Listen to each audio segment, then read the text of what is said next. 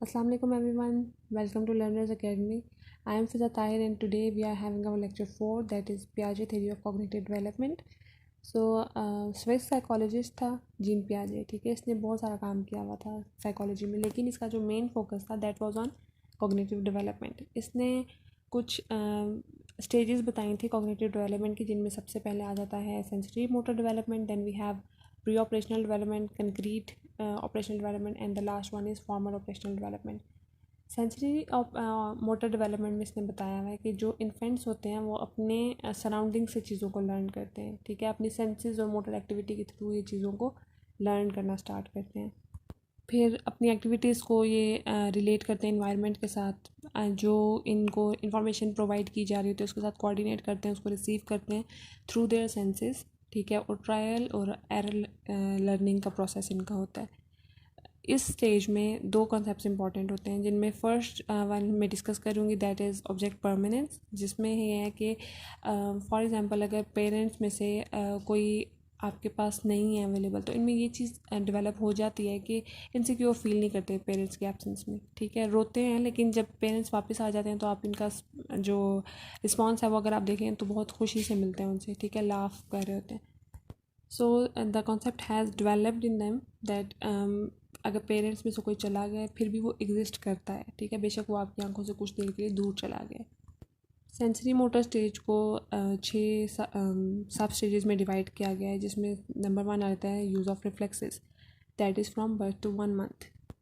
इस स्टेज में ये अपनी इननेट स्किल्स को एक्सरसाइज कर रहे होते हैं, जैसे सकिंग, ठीक है। इनको अब स्टिमुलेशन मिलेगी तो ये they will find the source of food, जिससे इनको ये वो फॉर एग्जाम्पल इनको भूख लगी हुई है, ठीक है, तो अपनी इननेट स्किल्स के थ्रू जो कि हेरिडिटरी होती है, इनको पता चल जाएगा कि where is the source of food, from where they can get the food, ठीक है। सेकेंड जो है वो प्राइमरी सर्कुलर रिएक्शन है, जिसका एज रेंज है 1 to 4 months.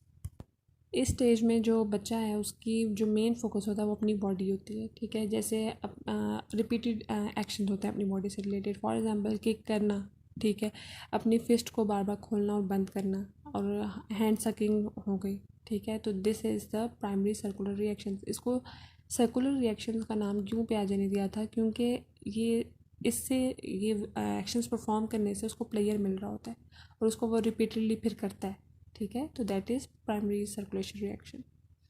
Then we have secondary circular reactions. ये इसकी जो एज रेंज है that is from 4 to 10 months. ये भी थोड़ी सी मिलती जुलती है, लेकिन डिफरेंस दोनों में क्या है कि पहले वाले में प्राइमरी सर्कुलर रिएक्शंस में जो सोर्स ऑफ प्लेयर है वो आपकी अपनी बॉडी होती है, लेकिन सेकेंडरी सर्कुलर रिएक्शंस में आपका जो सोर्स ऑफ प्लेयर है वो आपकी अपनी बॉडी नहीं, कोई आउटवर्ड कोई एक एक्सटर्नल थिंग होती है, ठीक है।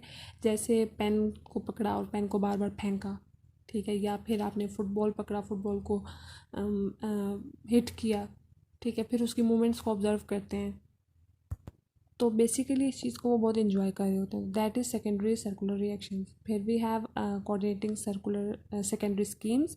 इसकी जो एज रेंज है that is from 10 to 12 months. इसमें जो इंटेलिजेंस लेवल है ना, विद टाइम जो आपका इंटेलिजेंस लेवल है वो भी इंक्रीज होता चला जाता है, ठीक है। Then we have tertiary reactions. Age range जो है that is from 12 to 18 months, ठीक है। इसमें इनके रिपीटेड रिएक्शंस होते हैं, जैसे मैंने ऊपर अभी आप लोगों को डिफ़ाइन किया था कि पेन को फेंकना और फुटबॉल को फेंक कर उसकी पहले वो सिर्फ उस फेंक कर उसको वो करते हैं, उससे प्लेयर गेन करते हैं, ठीक है, लेकिन इसमें ये मूवमेंट्स को भी देखना शुरू कर देते हैं। फॉर एग्जांपल अब इन्होंने फुटबॉल फेंका तो ग्रेविटी की वजह से वो एकदम से ऊपर आएगा, तो उन्होंने उसका कंसिक्वेंस देखा कि क्या था, या पेन फेंका तो पेन ऊपर नहीं आया तो वो क्यों नहीं आया, तो इस चीज़ को वो ऑब्जर्व करना शुरू कर देते हैं। जो सबसे 6 है, ठीक है, that is from 18 to 24 months. इसमें इनका जो थॉट प्रोसेस है वो थोड़ा सा डेवलप होना शुरू हो जाता है। चीज़ें जो हैं ये मेमोराइज़ करना शुरू कर देते हैं, इमिटेशन स्टार्ट कर देते हैं, ठीक है, लोगों को कॉपी करना शुरू कर देते हैं। फॉर एग्जांपल अगर किसी ने इनके सामने कोई चीज़ फेंक दी है, ठीक है, अब वो ऑब्जेक्ट इनके सामने नहीं है जिसने वो चीज़ फेंकी। फॉर एग्जांपल पेरेंट्स में से किसी ने कोई चीज़ फेंकी, ठीक है, तो अब पेरेंट्स चले गए, फिर अगले दिन या फिर उसी के कुछ टाइम के बाद वो उस चीज़ को इमिटेट करने की कोशिश करेगा। वो क्या करेगा कि वो फिर अपनी तरफ से उस ऑब्जेक्ट को फेंकने की कोशिश करेगा, फिर उसको उठाएगा, फिर फेंकेगा, ठीक है। सो थॉट प्रोसेस डेवलप हो जाता है। अब हम देख लेते हैं कि डेवलपमेंट ऑफ लैंग्वेज कैसे होती है। ठीक है, सबसे पहले तो ये कि बर्थ के सेकंड मंथ के एंड पर, ठीक है, ये लाफ करना शुरू कर देते हैं और 5 और 6 मंथ्स के अराउंड दे स्टार्ट बैबलिंग। ठीक है, और वॉवल्स और कॉन्सोनेंट को मिक्स करके तो बोलना शुरू करते हैं, जैसे बाबा, मामा, ये चीज़ें बोलना शुरू कर देते हैं। ठीक है, 11 to 12 मंथ्स में ये फर्स्ट वर्ड बोलना सीख लेते हैं, कोई भी वर्ड जो इजीली ये बोल सकें। ठीक है, वो बोलना सीख लेते हैं। फिर eight the end of 18 months they have the vocabulary of 50 words. उसके बाद ग्रेजुअली, मतलब ये प्रोसेस जो है ना वो बहुत ग्रेजुअल होता है। फिर ये पहला सेंटेंस, उन वर्ड्स को सेंटेंसेस में यूज़ करने की कोशिश करते हैं, और सेंटेंसेस भी उनके कोई 10-15 वर्ड्स के नहीं होते। ठीक है, जैसे 2 वर्ड सेंटेंसेस। ठीक है, ये 18 मंथ्स की बात कर रही हूँ। फिर इन्होंने लैंग्वेज डेवलपमेंट को कुछ स्टेजेस में डिवाइड किया हुआ है, जिसमें क्राइंग, बैबलिंग। ठीक है, फिर सबसे पहले आ जाता है कि वन वर्ड को फॉलो करना, फिर सेंटेंसेस में वर्ड्स को यूज़ करना, then we have telegraphic speech, and at the end we have the use of complex grammatical rules. Language development को 4 स्टेजेस में डिवाइड किया गया है। ठीक है, number 1 is pre speech, the first word, the first sentence, फिर early sentence. ठीक है, प्री स्पीच को भी इन्होंने 3 पार्ट्स में डिवाइड किया। Number 1 is crying, then babbling, and number 3 is imitation of sounds. ठीक है, क्राइंग तो अगर आप कहें कि बच्चे का अर्ली सोर्स ऑफ कम्युनिकेशन जो है वो क्राइंग होता है। ठीक है, अब जैसे फॉर एग्ज़ाम्पल भूख लगी है तो वो बच्चा बता नहीं सकता खुद से, या कोई किस्म का पेन है उनको तो वो भी बच्चा बता नहीं सकता। दूसरे लोगों को तो समझ में नहीं आती कि बच्चा क्यों चीख रहा है, बच्चा क्यों रोए चले जा रहा है। ठीक है, लेकिन पेरेंट्स समझ जाते हैं कि इधर the child needs the food और ही हैव सम इश्यूज़। ठीक है, फिर eight the end of 7 months, ठीक है, 7 to 10 मंथ्स की एज में ये बैबलिंग स्टार्ट कर देते हैं। रिपीटेडली कॉन्सोनेंट वॉवल्स बोलना शुरू कर देते हैं, जैसे मामा, बाबा, ठीक है, दादा, नाना, इस तरह के वर्ड्स बोलना स्टार्ट कर देते हैं। अब ये जो बैबलिंग स्टार्ट करते हैं ना, इसका अब हम तो समझ जाते हैं कि बच्चा बाबा, मामा, नाना, दादा बोल रहा है, लेकिन इन वर्ड्स का बच्चे के खुद के लिए कोई मीनिंग नहीं होता। ठीक है, they are meaningless for that child. फिर थर्ड स्टेज जो है उसमें बच्चा साउंड सुनता है और उसको इमिटेट करने की कोशिश करता है। एंड इसमें जो एज रेंज है वो 9 to 10 मंथ्स होती है कि आपने साउंड सुनी और उसको इमिटेट करने की कोशिश की। अब 2 थेरीज़ हैं। ठीक है, इनमें फर्स्ट वन है लर्निंग थेरी और फिर वी हैव नेटिविज़म। तो पहले लर्निंग थेरी देख लेते हैं कि जो जिसके अकॉर्डिंग बच्चा लैंग्वेज को लर्न करता है विद रीइंफोर्समेंट। ठीक है, जब उसके बिहेवियर्स को रीइंफोर्स किया जाता है। अब जैसे पेरेंट्स रीइंफोर्स करते हैं बच्चे को कि कुछ इस तरह का बोले जो एडल्ट्स बोलते हैं। ठीक है, एडल्ट्स की स्पीच से रिलेटेड बच्चे को रीइंफोर्स किया जाता है कि वो कुछ बोले, और बच्चा फिर बिहेवियरिस्ट का ये कहना है कि बच्चा जब लर्न कर लेता है इस तरह के साउंड्स, ठीक है, तो वो अगर लर्न कर लिया उसने तो दैट इज़ ऑब्वियसली रीइंफोर्स्ड। ठीक है, बच्चे को रीइंफोर्स किया गया है कि आप ये चीज़ बोलो तो वो बोलना स्टार्ट करता है। इसीलिए जो अब जैसे पाकिस्तान में बच्चे पैदा होते हैं तो दे स्टार्ट स्पीकिंग उर्दू। ठीक है, उर्दू बोलना शुरू करते हैं। इसे जो अगर इंग्लिश स्पीकिंग कंट्रीज़ की बात की जाए तो वो उर्दू नहीं बोल सकते। ठीक है, उनको रीइंफोर्स किया जाता है कि आप इंग्लिश बोलो, उनको इंग्लिश ही सिखाई जाती है। So they start speaking in English. अब नेटिविज़म का वालों का ये कहना है कि ह्यूमन बीइंग की एक इनबॉर्न कैपेसिटी होती है लैंग्वेज को एक्वायर करने की। ठीक है, उनकी एक इनबॉर्न कैपेसिटी होती है कि वो किस तरह से लर्न करते हैं बोलना, जैसे कि वो चलना लर्न करते हैं। ठीक है, किस तरह से उन्होंने चलना है, इसी तरह ये लैंग्वेज को भी लर्न करते हैं। जैसे हर बच्चा जो है अपनी नेटिव लैंग्वेज को जानता होता है। ठीक है, उसको कोई मुश्किल नहीं होती अपनी नेटिव लैंग्वेज को बोलने में। लैंग्वेज में हमारा जो ब्रेन का पार्ट इन्वॉल्व होता है दैट इज़ लेफ्ट हेमिस्फेयर। ठीक है, तो जो आपका एक लेफ़्ट हेमिस्फेयर ज़्यादातर लोगों में, ठीक है, सब लोगों का जो लैंग्वेज का जो पार्ट है वो लेफ़्ट हेमिस्फेयर में होता है, कुछ लोगों में राइट हेमिस्फेयर भी होता है। सो आपका जो एक हेमिस्फेयर है वो लार्जर होता है देन द सेकेंड वन। और जो बच्चे हैं वो आवाज़ों को डिस्टिंग्विश भी करना शुरू करते हैं। ठीक है, अगर पेरेंट्स में से किसी की आवाज़ आई है तो किसी और तरह से रिस्पॉन्स करेंगे, और अगर सिबलिंग में से किसी की आई है तो कुछ और रिस्पॉन्स होगा उनका। ठीक है, अब क्या चीज़ आपकी जो लैंग्वेज डेवलपमेंट है उसको इन्फ्लुएंस कर रही होती है हम वो देख लेते हैं। तो पहला कॉन्सेप्ट आ जाता है मैचुरेशन का। तो मैचुरेशन का जो कॉन्सेप्ट है, ठीक है, वो और लर्निंग का जो कॉन्सेप्ट है, ये स्पीच की डेवलपमेंट में वोकेबलरी, सेंटेंस फॉर्मेशन और स्किल से रिलेटेड है। सही है।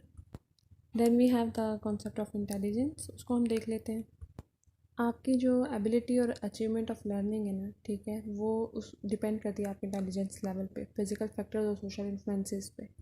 तो जो आपका वोकेबलरी है ना, ठीक है, जितनी आपकी ज़्यादा वोकेबलरी होगी, इसका मतलब आपका इंटेलिजेंस लेवल उतना ज़्यादा है। ठीक है, तो ये जो वोकेबलरी और इंटेलिजेंस लेवल का जो रिलेशनशिप है वो प्री स्कूल ईयर्स में देखा जाता है। Then we have physical factors. अब जो फिज़िकल फैक्टर्स हैं ना, वो भी बहुत इंपॉर्टेंट रोल प्ले करते हैं आपका। ठीक है, तो अगर प्रोलॉन्ग इलनेसेस हो ना बच्चों में, ठीक है, तो वो आपकी जो स्पीच डेवलपमेंट है उसको थोड़ा सा अफेक्ट करती हैं। इसी तरह जो फिज़िकली डिसेबल बच्चे होते हैं, ठीक है, वो उनको आइसोलेट कर दिया जाता है दूसरे बच्चों से, उनको अकेला छोड़ दिया जाता है। इनको पेरेंट्स इतना ज़्यादा प्रोटेक्ट करते हैं कि मतलब मुंह से बात निकली नहीं और उसको पूरी कर देना, तो उनको बोलने इतना ज़्यादा ओवर प्रोटेक्ट मतलब किया जाता है उन्हें कि उन्हें कुछ कहने की ज़रूरत ही नहीं पड़ती। ठीक है, तो किस तरह से उनकी लैंग्वेज पर डेवलप हो। सही है। इसी तरह अगर डेफ़ बच्चों की बात की जाए तो उनके सामने कोई मॉडल ही नहीं इस तरह का रखा जाता कि वो इमिटेट करें उसे, तो उनकी जो प्रोनाउंसिएशन है और जो वोकैबुलरी है वो बहुत पुअर होती है। अब आपकी जो लैंग्वेज है ना, वो एक इम्पॉर्टेंट रोल प्ले कर रही होती है कम्युनिकेशन में। तो अगर हैंडीकैप बच्चे हैं, ठीक है, जो अगर डेफ़ हैं, तो उनको भी आइसोलेट कर दिया जाता है, उनको उस तरह की इम्पोर्टेंस नहीं मिलती जिस तरह की मिलनी चाहिए। नॉर्मल बच्चों की तरह उनको ट्रीट नहीं किया जाता। ठीक है, ऑल्दो वो नॉर्मल नहीं होते, लेकिन उनको बिल्कुल अकेला छोड़ देना इज़ नॉट द वे। इस तरह सिर्फ गरीब फैमिलीज़ में नहीं किया जाता, बल्कि बहुत अच्छी फैमिली, स्टेबल फैमिलीज होती हैं, उनमें भी बच्चों को ये जो हैंडीकैप्स होते हैं, ठीक है, उनको निगलेक्ट किया जाता है। अब बाइलिंगुअलिज्म का कॉन्सेप्ट आ जाता है। ठीक है, कुछ बच्चों को एट अ टाइम दो किस्म की लैंग्वेजेस सीखनी पड़ जाती है। एक तो उनकी मदर लैंग्वेज, ठीक है, दूसरा ये कि अगर वो किसी दूसरे मुल्क में रह रहे हैं, ठीक है, तो अब फॉर एग्ज़ाम्पल पाकिस्तान का बच्चा है, वो बाहर जाकर रहना शुरू कर देते, तो उसको इंग्लिश लर्न करना, उसकी मदर लैंग्वेज सीखना is a source of confusion. Family की अगर बात की जाए तो अगर एक अकेला बच्चा है, ठीक है, तो उसकी जो लैंग्वेज डेवलपमेंट है वो बहुत एक रैपिड होगी। ठीक है, क्योंकि उसका जो इंटरेक्शन है वो बहुत सारे एडल्ट्स के साथ होगा, तो वो लैंग्वेज को जो उसकी लैंग्वेज डेवलपमेंट है वो रैपिड होती है।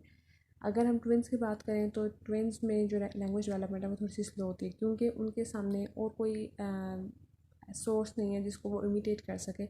वो एक दूसरे की स्पीच को इमिटेट कर रहे होते हैं, तो उनके लिए थोड़ा सा डिफिकल्ट होता है, उनकी लैंग्वेज डेवलपमेंट थोड़ी सी डिलेड होती है। Now we have ways of learning. हम लर्निंग के वेज देख लेते हैं, जिनमें सबसे पहले हैबिचुएशन आ जाता है। Then we have classical conditioning, operant conditioning through more complex learning that combines more than one model, and then at the end we have limitation. Habituation जो है वो लर्निंग का एक सिंपलेस्ट फॉर्म है। ठीक है, इसमें आप एक्सपीरियंसेस से आप चीज़ों को लर्न करते हो। एक्सपीरियंसेस जो है वो आपके इंपॉर्टेंट रोल प्ले करते हैं हैबिचुएशन में।